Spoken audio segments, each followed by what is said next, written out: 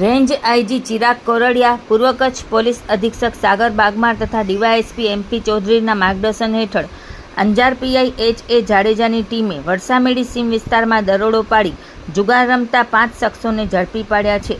પોલીસે સ્થળ પરથી 2,70,400નો મુદ્દામાલ કબજે કર્યો હતો, જેમાં રોકડ રકમ, દાણીપાસા, મોબાઈલ ફોન અને 7 મોટરસાઇકલ વાહનોનો સમાવેશ થાય છે.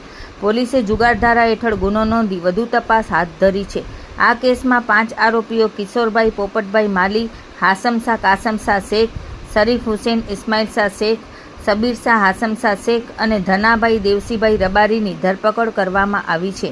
જ્યારે અન્ય 5 આરોપીઓ અકબરશાહ મકવાની, જુસબશાહ શેખ, મજીદ નોડે, ઈસબશાહ અને અન્ય એક અજાણ્યો ઈસમ પકડવાના બાકી હોવાનું પોલીસ દ્વારા જણાવાયું છે, જેમની શોધખોળ અને કાયદેસરની કાર્યવાહી ચાલુ છે.